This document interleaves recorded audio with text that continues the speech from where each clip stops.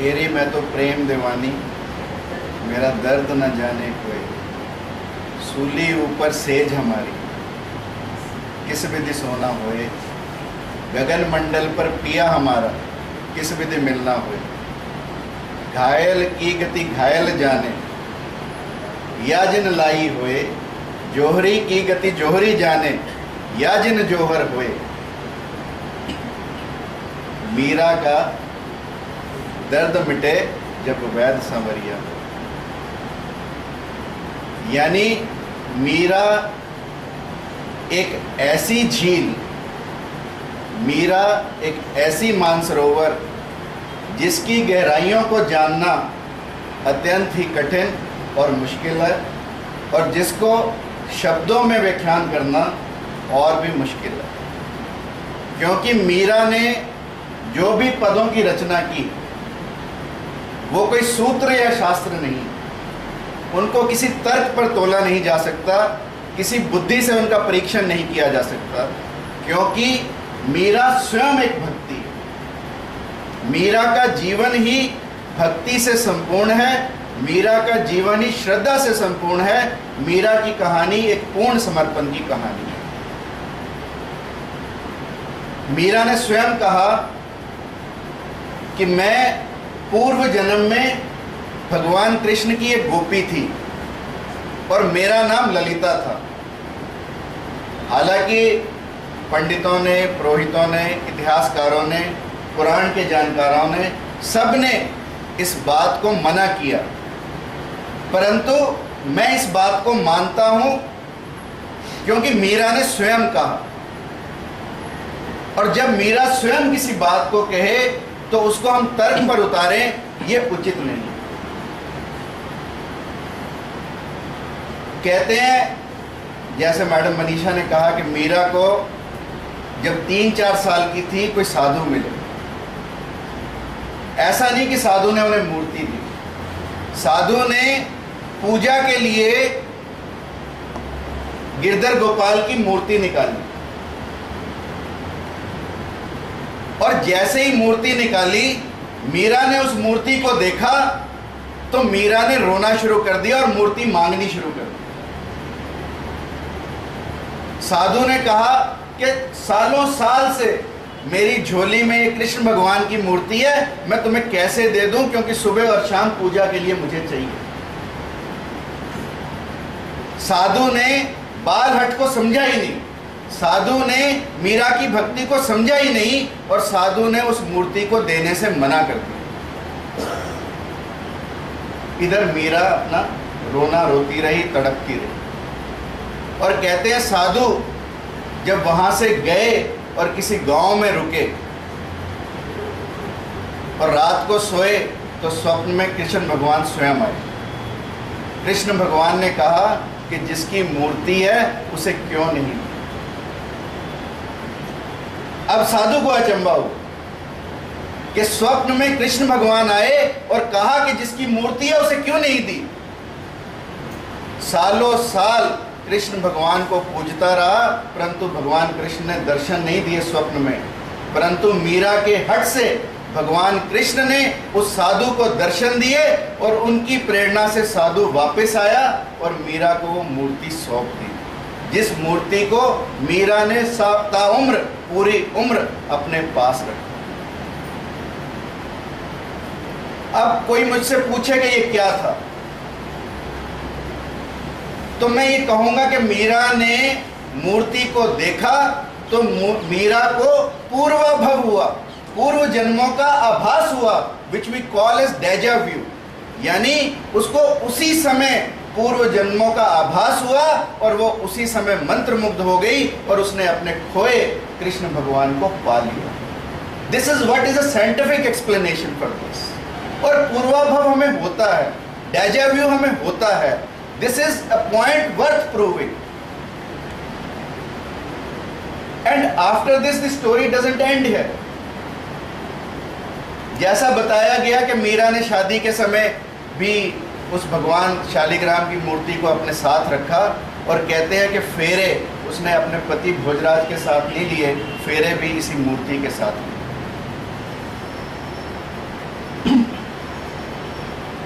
और उसके बाद मीरा ने विष का प्याला पिया, विष को अमृत कर डाला।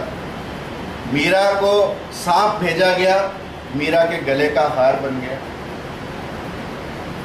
मीरा, यदि आप ये पूछें कि ये कैसे हुआ, तो Meera was in a complete state of trance. Meera was in a complete state of hypnotism with भगवान Krishna, with Lord Krishna. And the psychologists say this कि यदि कोई व्यक्ति पूरे हिप्नोटाइज स्टेज में है और उसके हाथ पर आप आग का अंगारा रखो और उसे ये कह दो कि ये बर्फ है, और उसके बाद जब वो नॉर्मल स्थिति में आएगा तो आप उसके हाथ को जला नहीं पाएंगे। The hand will be normal.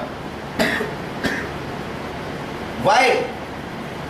Because at that point of time, our mind had made a compromise. Our mind had agreed to the situation that yes, ये बर्फ का टुकड़ा है, आग का अंगारा नहीं है। और ये सब हमारी मनोस्थिति पर निर्भर करता है, और इसी मनोस्थिति से लोग बुत में से, पत्थर में से भगवान निकाल लेते हैं, और मीरा ने भी वही किया। इसीलिए मीरा को विष अमृत बन गया, मीरा को सांप एक हार बन गया। और कहते हैं जब लोकलाज खोई, घर वालों को लगा लोकलाज खोई, पर मीरा को तो लगा कि उसने लोकलाज पाई। तो मीरा जोधपुर और उदयपुर को छोड़कर वृंदावन में आ गई, और वृंदावन में बांके बिहारी जी के मंदिर में चैतन्य महाप्रभु के शिष्य गोसाई जी रहते थे। जीव गोस्वामी उनका नाम था।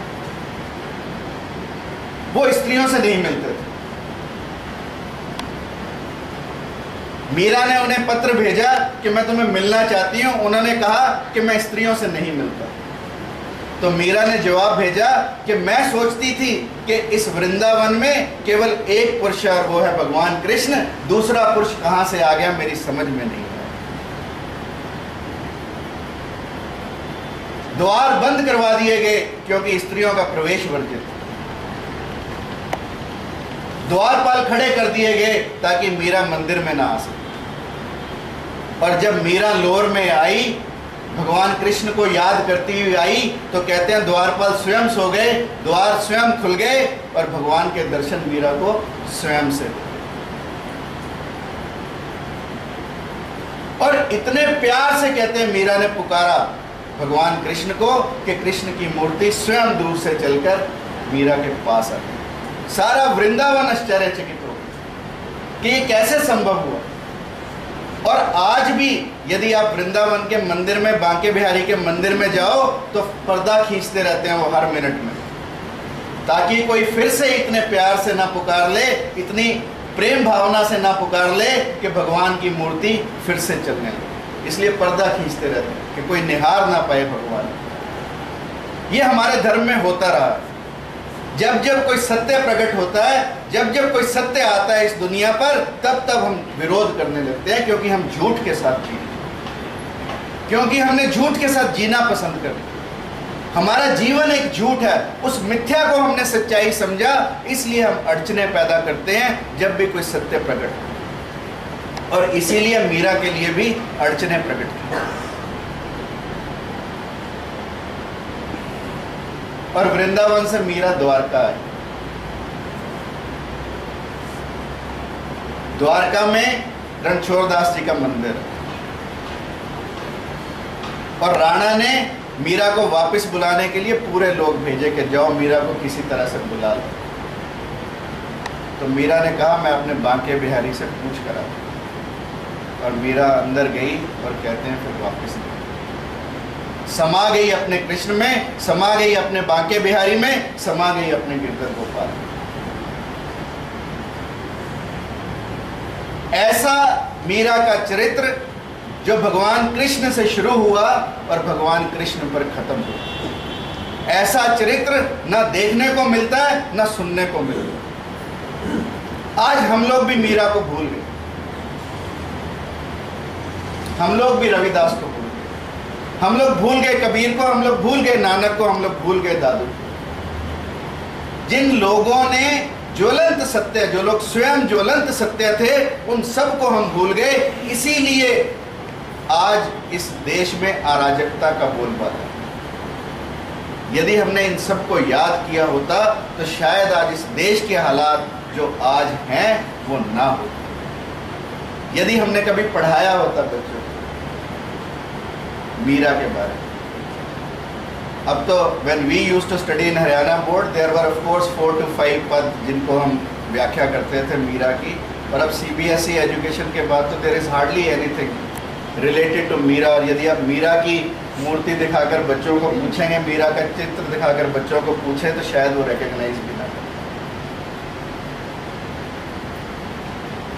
हमने सत्य से दूर भागने की कोशिश की, हमने झूठ का सहारा लिया, जानते हुए भी कि ये झूठ है, फिर भी हम झूठ के साथ चले। हमें पता है ये हीरा है, परंतु हम इसे पत्थर समझे बैठे। कहते हैं कि एक कुम्हार को एक पत्थर मिला, पत्थर बड़ा चमकीला था, कुम्हार को उसके मायने नहीं पता था। कुम्हार ने उसे अपने गधे के गले में बांध दिया, क्योंकि कुम्हार की सबसे प्रिय चीज उसका गधा है, सबसे कीमती चीज भी उसका गधा। तो उसने सोचा कि इतना चमकीला पत्थर क्यों ना अपने गधे के गले में बांध दिया। उसने अपने गधे के गले में बांधा और बाजार की तरफ चला। पहले एक जोहरी मिला, जोहरी ने सोचा इतना कमाल का हीरा है और ये गधे के गले में बांध के जा रहा है, तो क्यों ना इससे पूछूं कि बेचेगा या नहीं। उसने कुम्हार को कहा कि बेचना चाहते हो? उसने कहा तुम खरीदना चाहते हो तो कीमत बताओ। उसने कहा कीमत तो इसकी 2 आने भी नहीं है, पर मैं 4 आने में खरीद लूँ। कुम्हार को लगा कि पत्थर की कीमत अगर ये 4 आने दे रहा तो थोड़ा और सब्र करते। अगली दुकान पे दूसरा जोहरी मिला, उस जोहरी ने कहा कि हीरा ये पत्थर बेचना चाहते हो? उसने कहा तुम खरीदना चाहते हो तो कीमत बताओ। उस जोहरी ने कहा 1 रुपया। कुम्हार ने जहाँ 4 आने मिल रहे थे 1 रुपया मिलने लगा, तुरंत बेच दिया। और जैसे ही कुम्हार ने पत्थर बेचा और वापस चला तो दूसरा जोहरी मिला कि कितने में वो पत्थर बेचा। उसने कहा 1 रुपये में। कहता तेरी अक्ल खराब होगी, लाखों का हीरा था, तूने 1 रुपये में बेच दिया। उसने कहा अक्ल मेरी नहीं खराब हुई, अक्ल तो तेरी खराब हुई कि तूने लाखों का हीरा 4 आने में खरीदने की सोची। मुझे तो पता ही नहीं था कि वो हीरा है, तो इसलिए मैं तो 1 रुपये में दे आया, पर तूने तो लाखों की चीज के 4 आने बताए। वही हाल हमारा है। इसलिए मीरा को जानने के लिए अपने अंदर की आत्मा को जगाना होगा। केवल आत्मावान पुरुष ही मीरा को जान सकते हैं, अन्यथा कोई राजा या राणा या विक्रमादित्य कोई इसको जान नहीं सकता। मीरा के चरित्र को वही जान सकते हैं जिन व्यक्तियों के अंदर आत्मा है, जिन व्यक्तियों के अंदर जोहरीपन छिपा है। जो व्यक्ति मीरा के जोहर को पहचान सकते हैं, मीरा के अंदर छुपे हीरे को पहचान सकते हैं। मीरा पर बोलना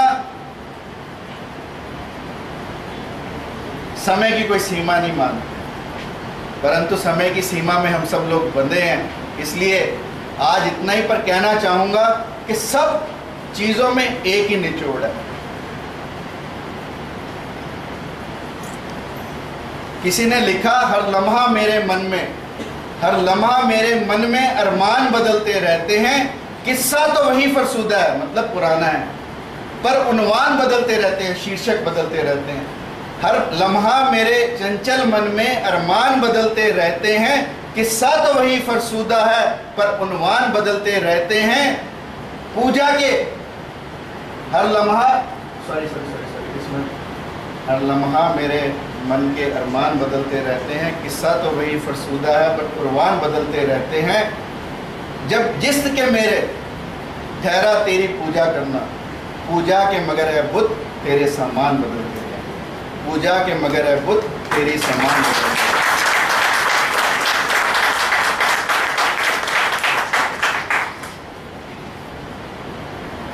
मीरा